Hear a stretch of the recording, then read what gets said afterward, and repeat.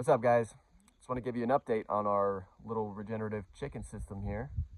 Let's take a look. It's starting to look really nice, with the exception of the mess from the demolition of the old coop. We still have a lot of working stuff out over here, figuring out what's going to go where, what needs to be trashed, what can be used, so on and so forth. So let's go inside and check it out. I thought this handle was a really cool little addition myself. So we're gonna come in here. This is our feed, so we never have to go far. We don't want to be marching out in the snow, carrying a bunch of feed and coming back a bunch of times in the winter or the summer when it's really hot.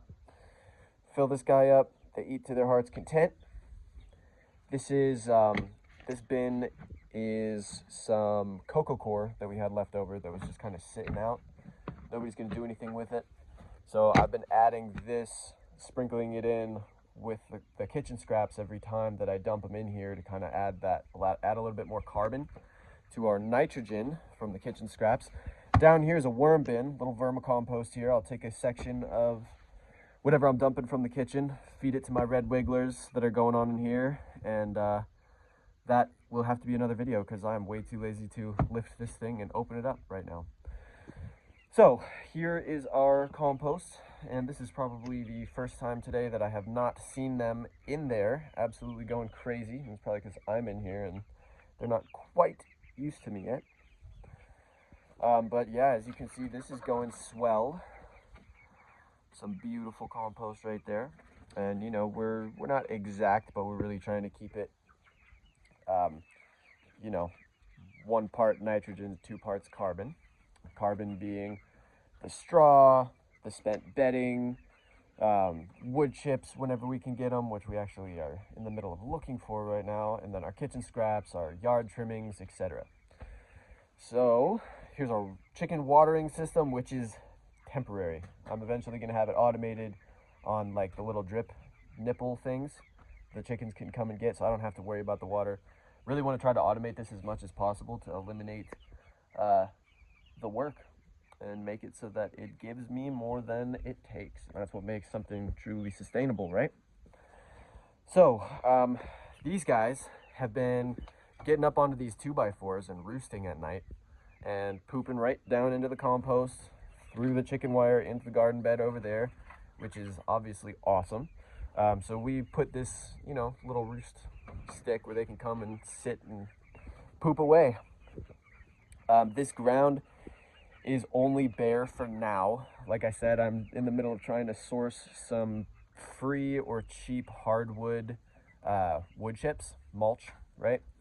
And we're gonna be doing a deep litter system in here, where instead of like putting the wood chips down and replacing them every couple of months, or you know, whenever they get gross, when they get gross, we're just gonna pile more and more and more and more and more on, and then once a year, and just let all that break down, right? Let it all break down with the chicken shit, whatever else is coming through here. And then once a year, we're gonna gather all of it, get it all out of here in one go, and we're gonna be putting it into Johnson Sioux bioreactors, which I am very stoked about. We haven't quite started building them yet, but that is one of the next major steps here for the season. So I don't know if you can really see in the video, but we're on a pretty decent slope here. So all the rainwater that's coming down this way from the hillside is going to come through here, keep our mulch, you know, nice and damp in the winter time and in the rainy season, right? It's going to soak through our compost, and it's going to leach off some nutrient that's going to go on the other side of our chicken wire here and into this little garden bed. So we'll go take a look at that now. If I can find there it is. All right, so here is the garden bed. And before I put any soil in here, which I actually just used, I had a bunch of plants that didn't make it through the winter that I had in pots that I brought here from town. And I just used all, you know, the old soil from stuff that either I transplanted or stuff that died, and we just had a bunch of extra soil that was kind of dried out, not doing so hot, sitting in pots. So I made use of it here, you know, made a nice little rock wall, which is not done, and this could be deeper. It's going to be deeper, but for now we're just focusing on soil building, and I'm really trying not to add any like chemical fertilizers in here. Not because chemical fertilizers are bad necessarily, but just because I want to really experiment with trying to build this up biologically as much as I possibly can. So we have our grapes growing here, right? I'll show you guys more on those in a second.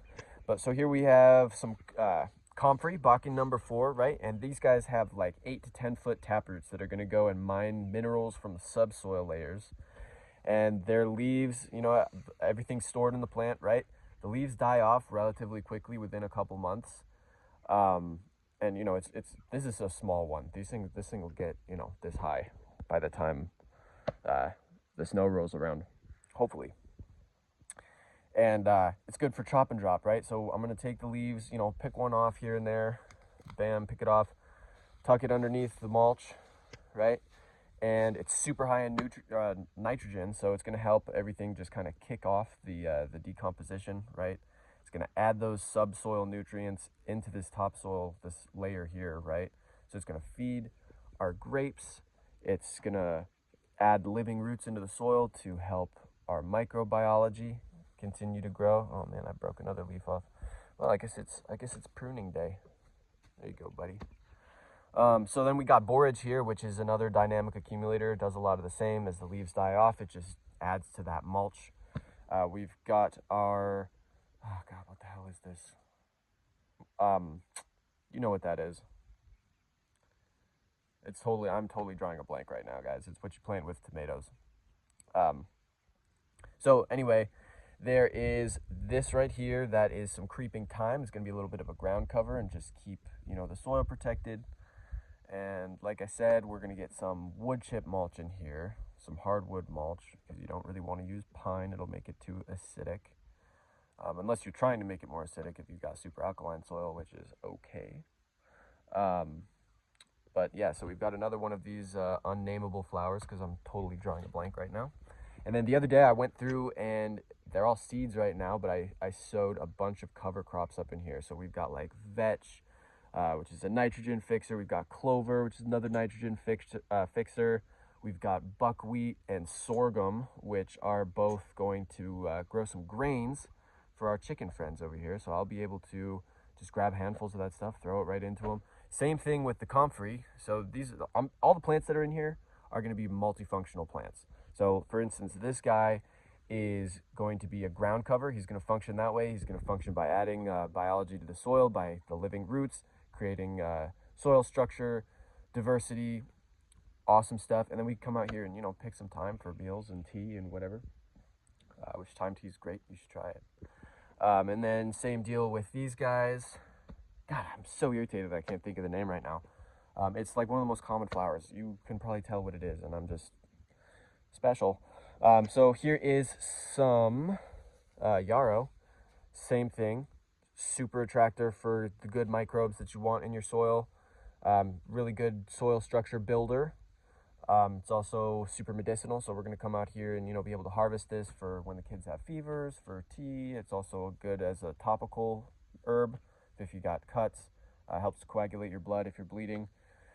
The comfrey is also going to be a fodder plant for our rabbits once we get them in here, and the chickens as well. Just grab some leaves, throw some on the ground, throw some in for the chickens. Super great for them, super high in protein. And then over here we've got another creeping thyme. We've got a white mulberry right here, which is not looking the happiest because I just transplanted him, so he's in a little bit of shock.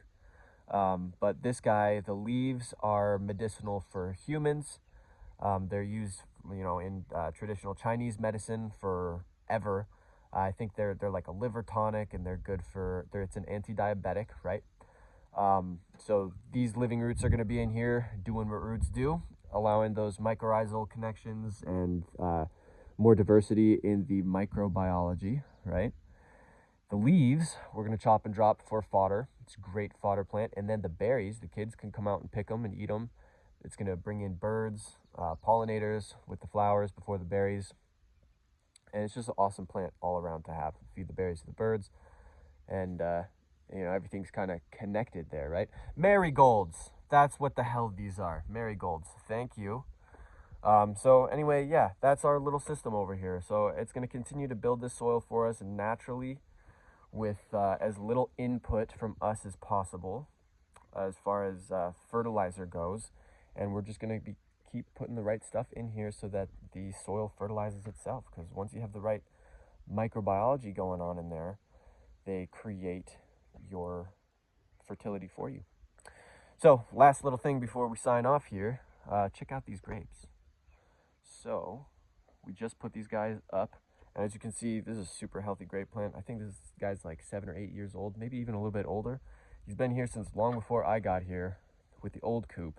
So this guy's been feeding off the nitrogen from the old chicken poop that was, you know, doing a similar thing over here, maybe a little bit less dialed in, but I don't know.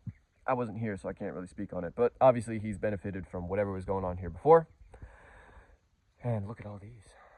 We are going to just have a wall of grapes in the next couple of months here, which I'm really stoked about. I think I'm going to try my hand at making some wine, which I've never done before. So that will be a lot of fun. It'll be fun making it and fun drinking it. So that's it. That's our little regenerative chicken run. Hope you guys enjoyed. Please subscribe, share it around if you like the idea. Hopefully this can help you guys with some ideas of your own. And don't forget to check out the website. The link is in my bio. We have a free audio newsletter that goes out into inboxes every Monday, all free, full of all of this kind of stuff, full of strategies, tactics, and the philosophy of why it's important to do it. All right. Thank you guys for your time. Talk to you soon.